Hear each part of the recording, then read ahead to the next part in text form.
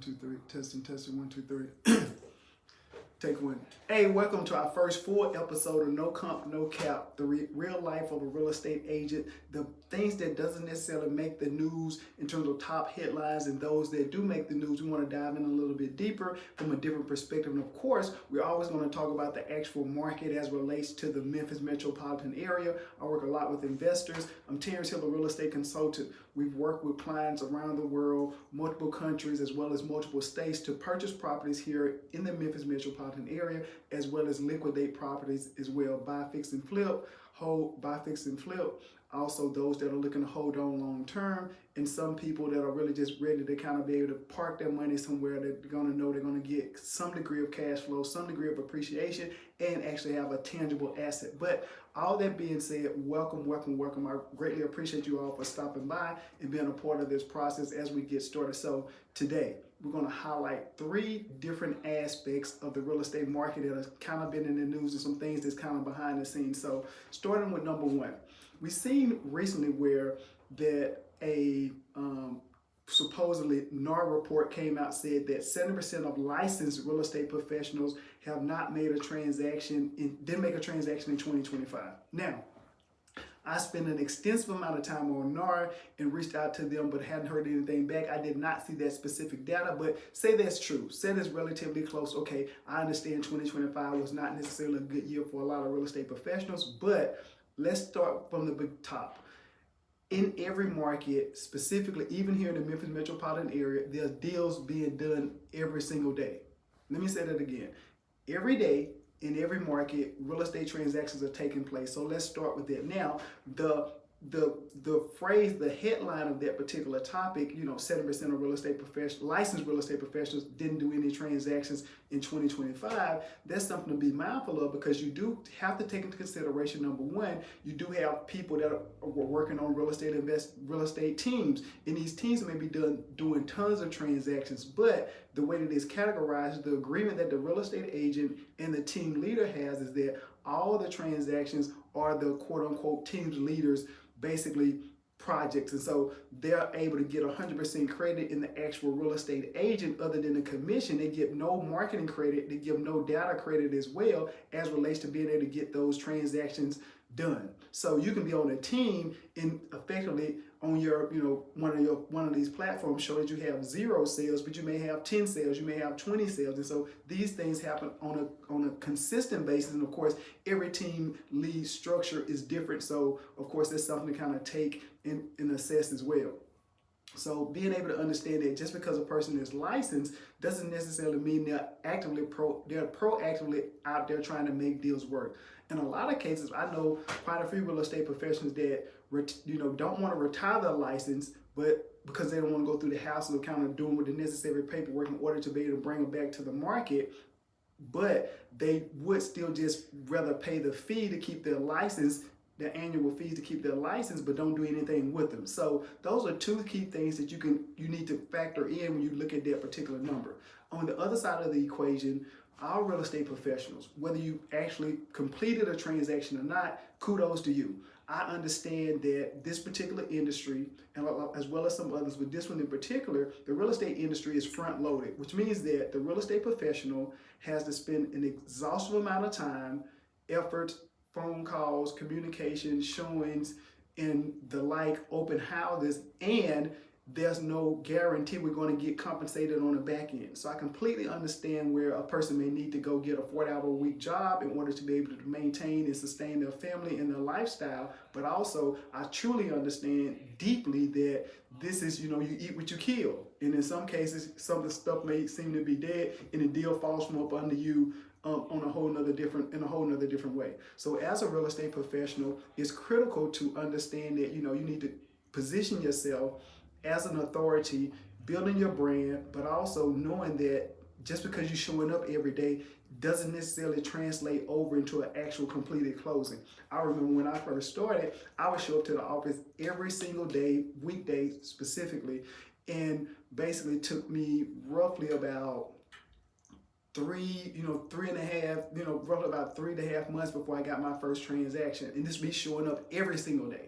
Doing it full time. I did have some ancillary income from some other things I had going on, but primarily I was trying to make this real estate thing work, and I just could not get any real traction. I came in with marketing experience, and it just wasn't one of those situations where I was able to kind of build on it as fast as I would like.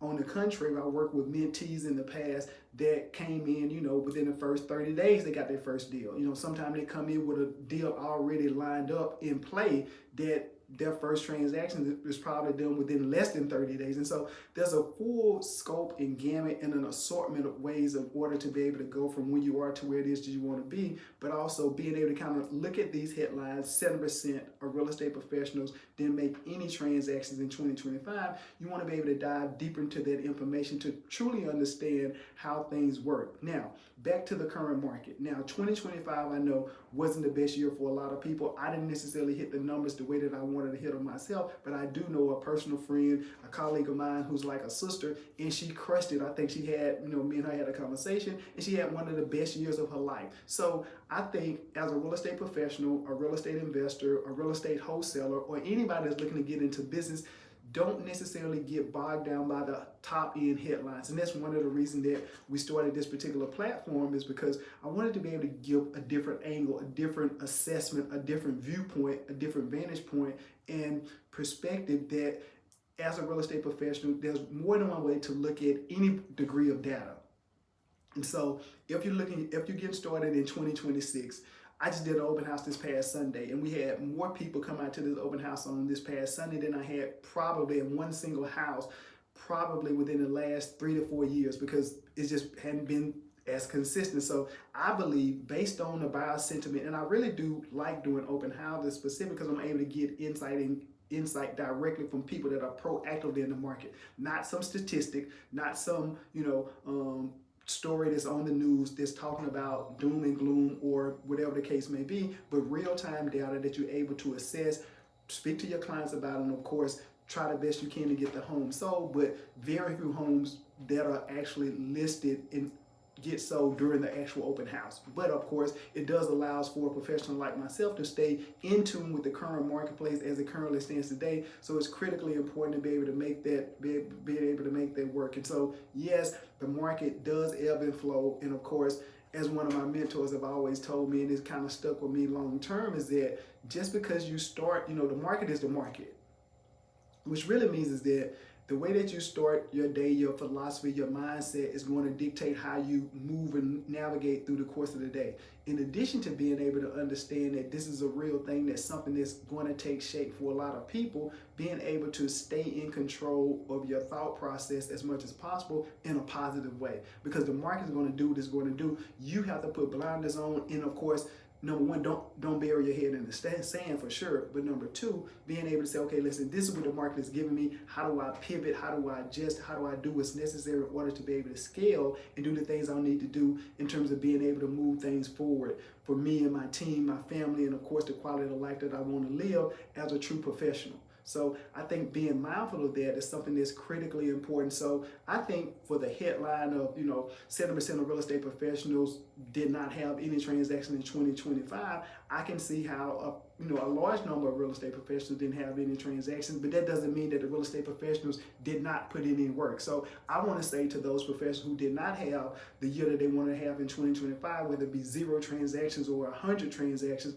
whatever the case may be, kudos for you for putting in the work. And if you can, try to hold on as long as possible, because what has happened since, the COVID years, I would call them the early 2020s, is that so many people jumped into real estate because honestly, if you was breathing, you was able to get a house sold. I mean, if the house was standing, it was out of here. Within less than 30 days, you had multiple bidding wars, you had multiple offers. And so I see the allure of wanting getting started in real estate during those early 2020 years. And now, back then it was feast. Right now it can be potentially, famine. But the reality of it is that if you're able to calibrate your emotions and being able to calibrate your projections in terms of how you want to be able to move forward in the future, and being able to balance out your lifestyle, of course, the quality of life and what it is that you want to do on a broader scale. Yes, you may have to start this part-time. I was speaking to a mentee last week, and he was asking me, Terrance, when do you think would be ideal for me to leave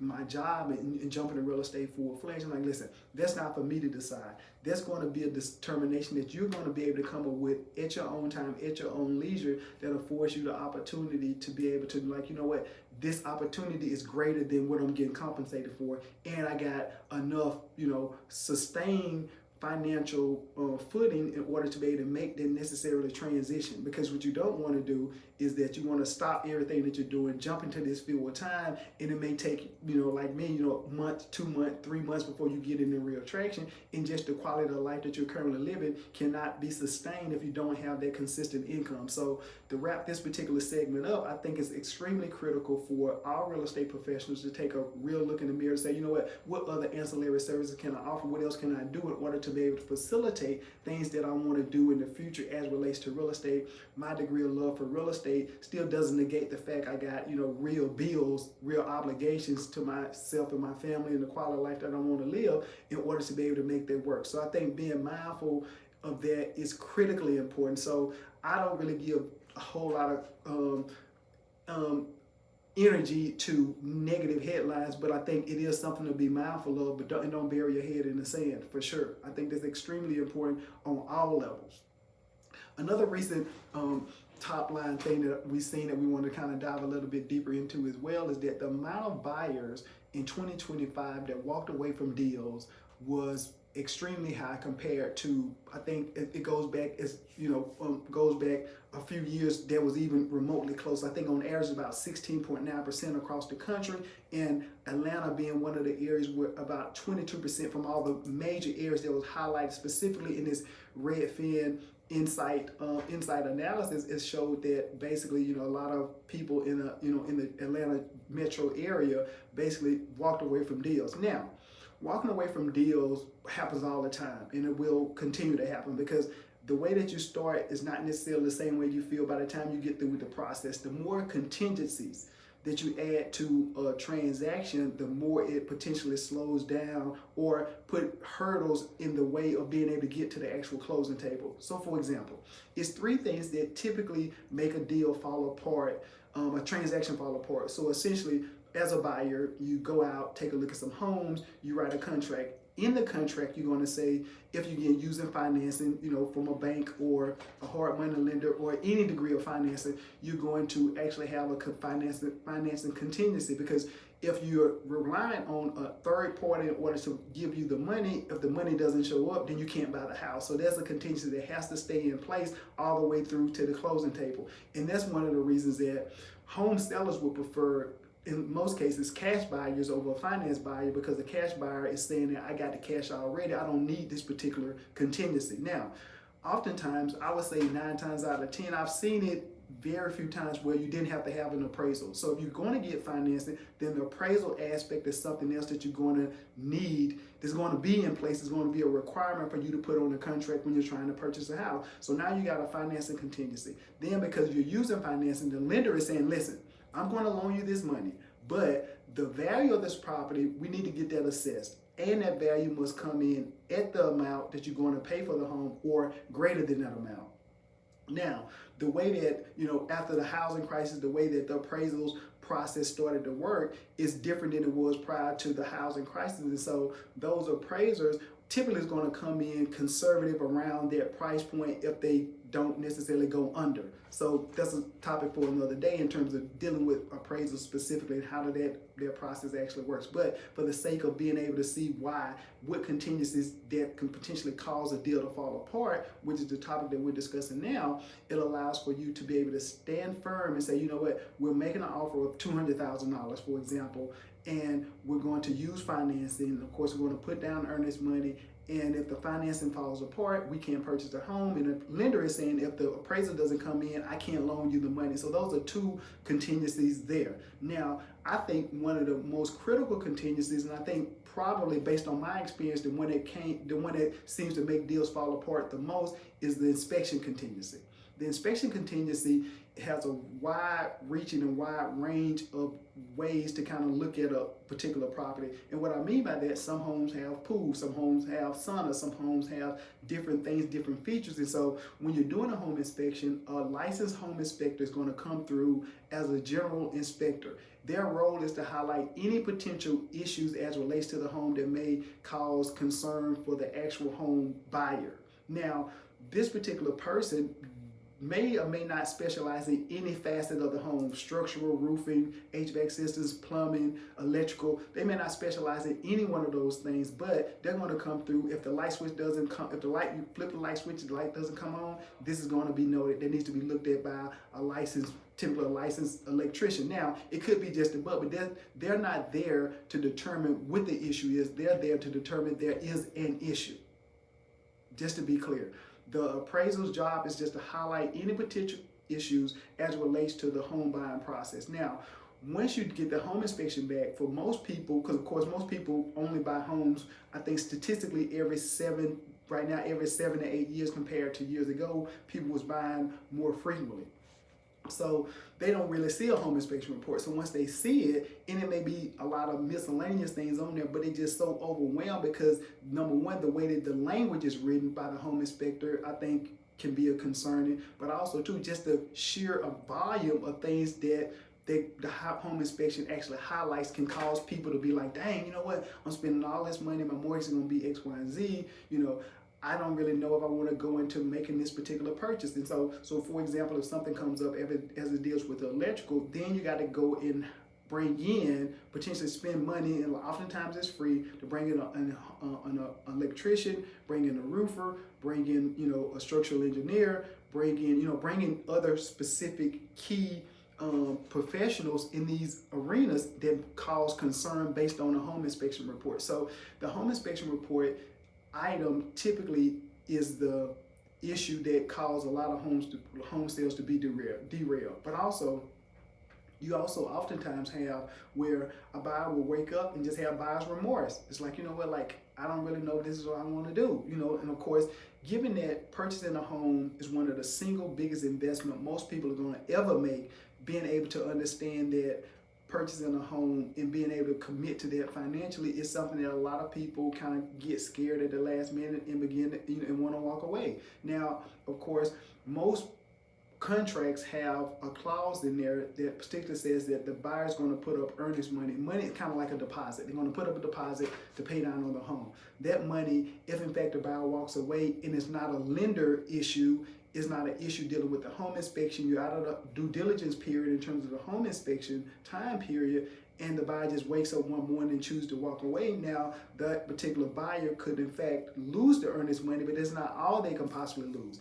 Anytime this situation has happened to me or one of the people that I represent, and even my colleagues, and they ask for my opinion, I'm saying, listen, let that particular person who's going to walk away from a legal binding agreement speak to an actual licensed attorney, because you move into a whole nother realm of deep potential litigation, and the earnest money is the least thing that you can actually lose. Because if you put this in front of a jury, you put this in front of a judge, the judge may say, well, you know what, this particular seller made X, Y, and Z moves based on this binding agreement that you had with the seller and this buyer initially. Now, not only do you lose your earnest money, but this person here went out and they put earnest money down. They went out and spent money. They went out and did X, Y, and Z. So they need to be compensated for the efforts and things that they done. And so my role as a licensed real estate professional is to get every potential buyer or seller who choose or considering walking away from a deal in front of a licensed attorney, and let the attorney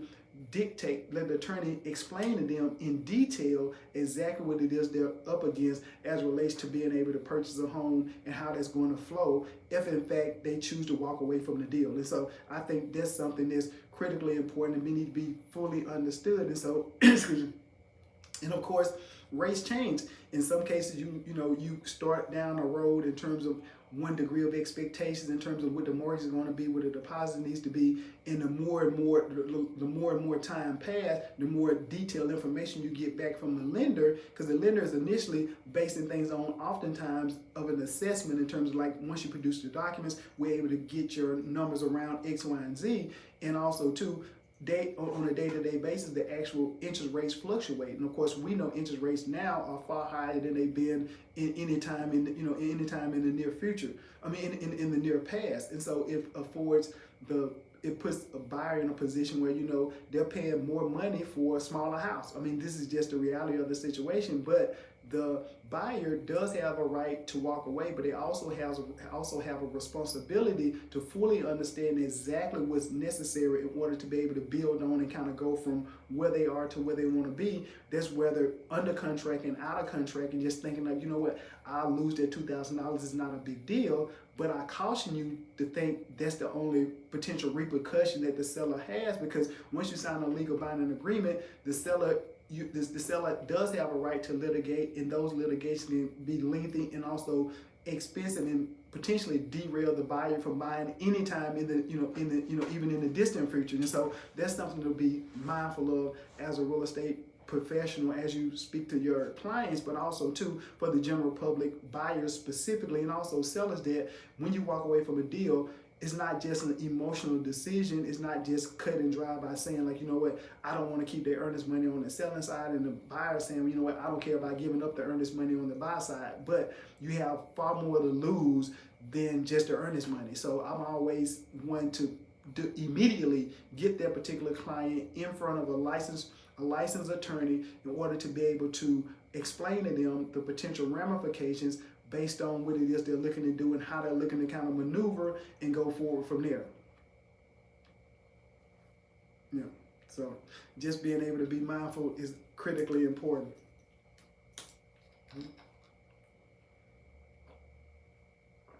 I wasn't able to see any specific data as it relates to, other than maybe, I don't know if the metropolitan area in Atlanta was the highest because they had the highest rate of potential offers and contracts at any given time period for 2025, because that could be one of the reasons why they have the higher failure rate as well. So you have to look past the headlines and dive deeper and deeper into the situations to be able to understand and fully get a grasp of how things go in your particular area. The bottom line is that as a buyer, as a home seller, being able to be mindful of the unique position that you find yourself in as it relates to putting in a contract, putting in an offer, and you shouldn't be rushed by a lender. You should not be rushed by your real estate professional, and neither you should be rushed by family members or just arbitrary clock that you put in your own head saying, I need to do this by this particular time frame.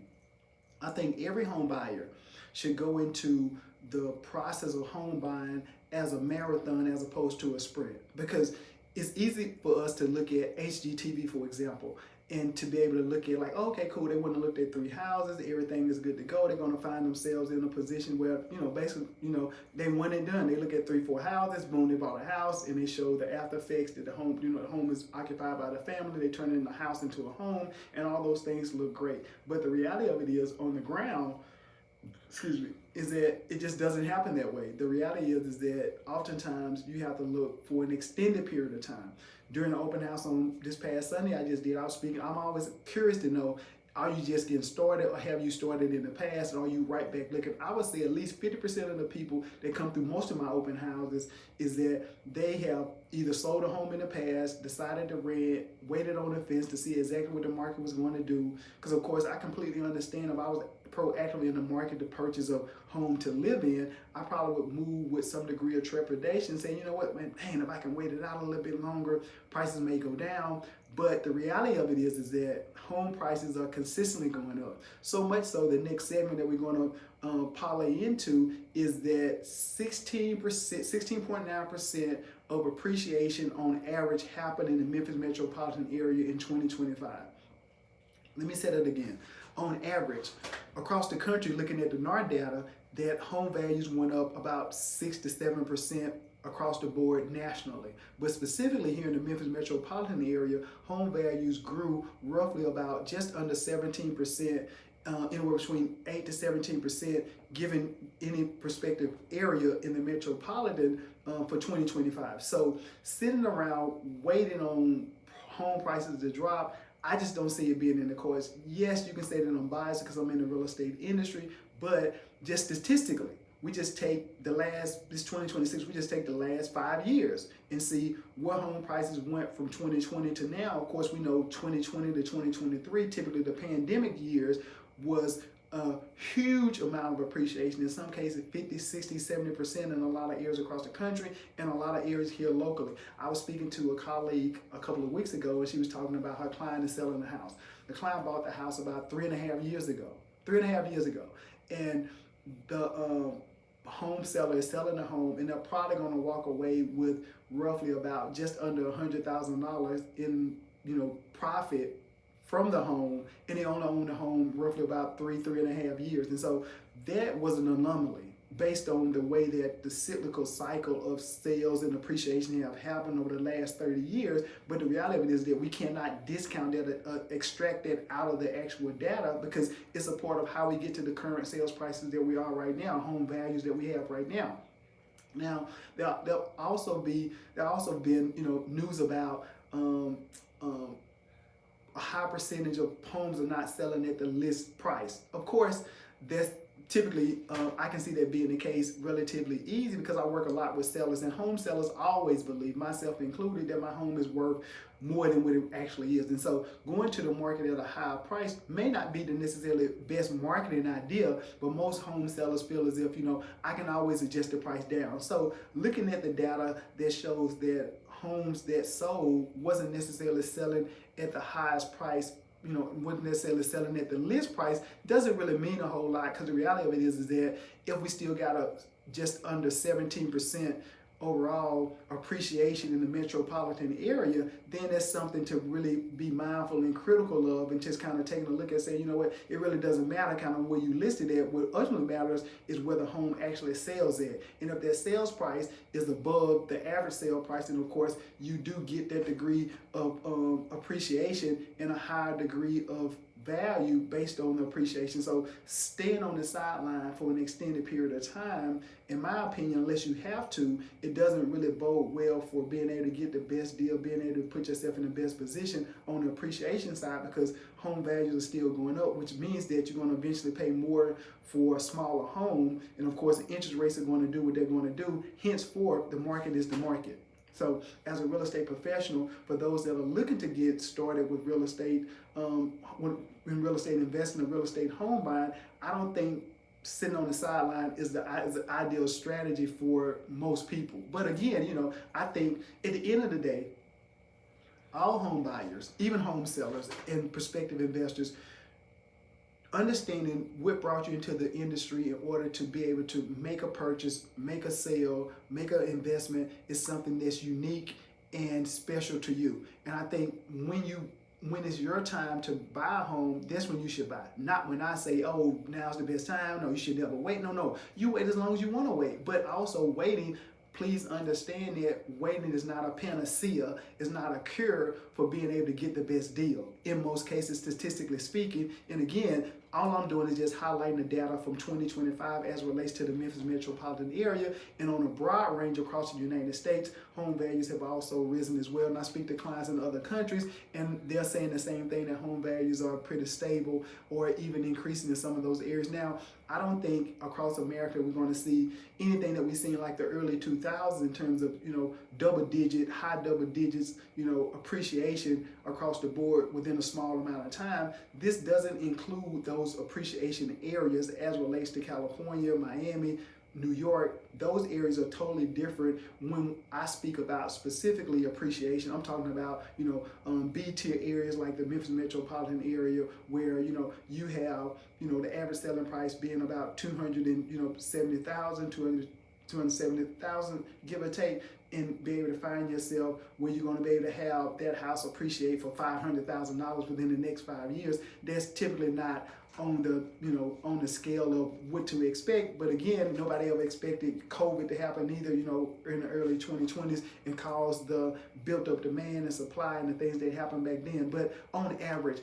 that's just not something that you're going to buy into this particular market and be able to see. So as we move into the last segment of this particular podcast for today, is that we want to talk about the market data specifically.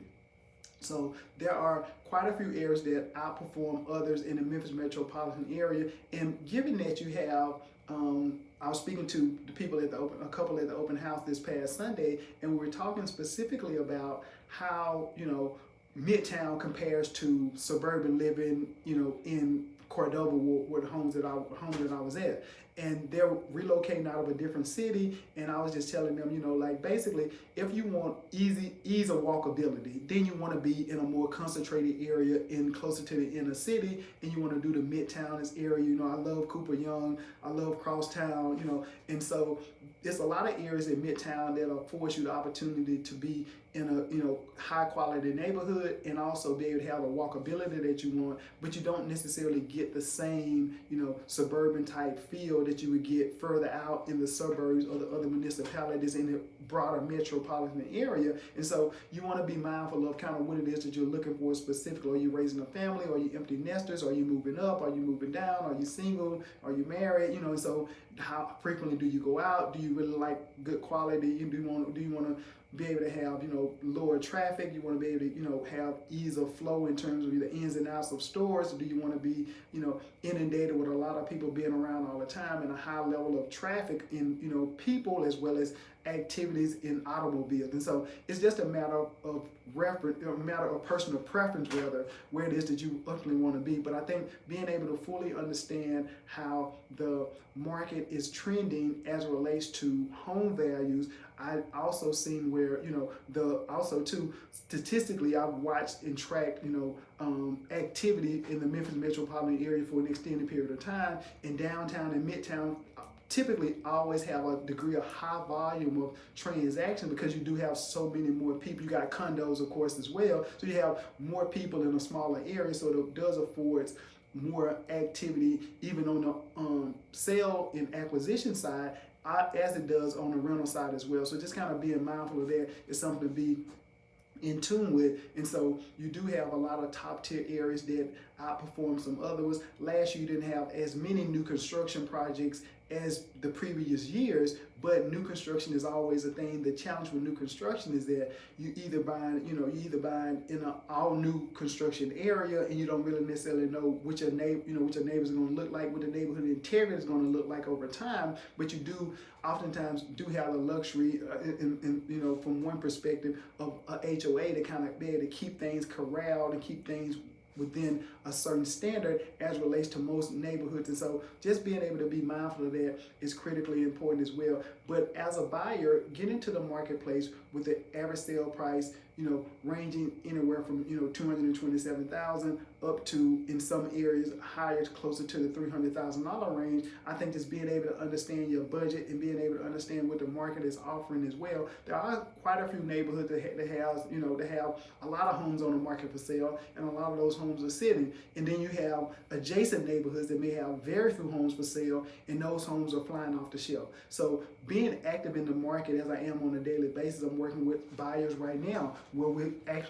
actively getting beat out in multiple offer situations with competition. And I also have home sellers that I'm working with right now that we're trying to figure out how best to be able to get somebody through the door from a showing perspective, because we have so much competition in that particular neighborhood. And so just as a home buyer or a home seller, I think being able to be mindful and understand that your specific situation affords you the opportunity to position yourself in a way where it's going to be advantageous for you. So I think you always want to start with at least a consultation with a real estate professional. That's whether it be over the phone, Zoom, or in person. I prefer in person because the nuances that you can get from a free consultation in person affords you the opportunity to do things in a different way and kind of pick up on and being able to expound and extract out of the conversation that you can't necessarily get on Zillow. I mean, not on Zillow, but on Zoom, as well as over the actual telephone. So I think as a professional, as a home buyer, I think even before you actually get out and take a look at homes, because I know everybody want to go see homes, I think you should have a home buyer consultation out of the gate just to get an idea in terms of like, what am I up against getting started in this current market? Not, hyperbole, not, examples, real-time analysis of what's going on in the marketplace as it relates to me today, looking to purchase in 2026. Of course, we're heading into the spring season, so being able to be mindful of that and understand that the home buying season is always prevalent, whether it be, winter, spring, summer, fall, but the spring and summer months is typically where you have the bulk of the activity at, because a lot of people, a lot of parents in particular, are looking forward down the pipe to where the home that they're looking to move in the school district for their children, they want to get a jump start on that. So I think being mindful of that as a home buyer, as a home seller as well, being able to get your home ready, start to get your home ready right now. If you're looking to get started in May or June or July of this year, the sooner you get started, the better off you are. And as a home seller, I think just a quick checklist that you want to be mindful of is like, how do my home, what kind of curb appeal does my home have? Is my home in the ideal condition that I want it in order to get it sold? Now, am I able to afford get my home all the way up to speed in order to get the amount out of it that I want from my actual sale? And so these are all things to keep in mind on the selling side, but also too on the buying side. When does my lease end? When I'm going to, when would be ideal for me to actually make that transition? Do I have enough money to save? How much money do I need to save? Am I able to actually get pre-approved? And so what we like to do is be able to have a free consultation, no cost, no obligation, in addition to being able to pair them up with a local lender that's able to give them some insights and listen, if you're not ready to go today, here's a few things that you need to do in order to be able to make that purchase or the purchase price that you want to have. So I think being able to be mindful of that is critically important as well, because the more information you have before you get started, it's able to help you set realistic expectations. Because if you start out going out, taking a look at houses, fall in love with the house, can't necessarily get pre-approved for that price point of the house, now you want to throw the whole process away. Now, which may be the right thing to do for you. But the reality of it is that you throwing the process away is not going to change the fact that the home prices are going to continue to rise based on statistics, and also that the quality of home that you want to have may not necessarily be available down the road as opposed to some options that's available right now, and vice versa. I mean, it may be that you gave an exhaustive search and you decided to, I'm going to pull back, stay on the sideline for another year or two and just kind of watch things, but I can always get pre-approved. I know my financial situation, I'm good to go. It's just a matter of me being able to find the right home at the right time. So I think everybody, home buyers, home sellers, even investors, are in a unique position, and it's a tailored position that you're in. And so no one professional can say blanketly that, yes, you should do X, Y, and Z, or no, you shouldn't do X, Y, and Z. The reality of it is that you should do what you want to do, the way that you want to do it, in a manner that's effective, efficient, and consistent for what it is you're looking to get accomplished for 2026. That's whether it be buying, selling, or investing. I think that's ideal for you to kind of get started on. And by the way, as we begin to wrap this particular first podcast episode up, I want to also highlight our next podcast. We're going to talk about the lawsuits that's going on, specifically with Zillow and Redfin, but also I've been thinking about a question for quite some time, specifically about how is it that we got here dealing with being able to give free access from a realtor perspective to Zillow and all these other platforms via National Association of Realtors, and we don't necessarily get any compensation for them being able to promote and sell our listings for ads, for leads, and then we have to turn around and basically buy our own leads back from these platforms. So we're going to dive deeper into that as well, and a couple other topics that's going to be ideal. So thanks again for stopping by. Terrance Hill, the real estate consultant, No Comp, No Cap podcast. Thank you again.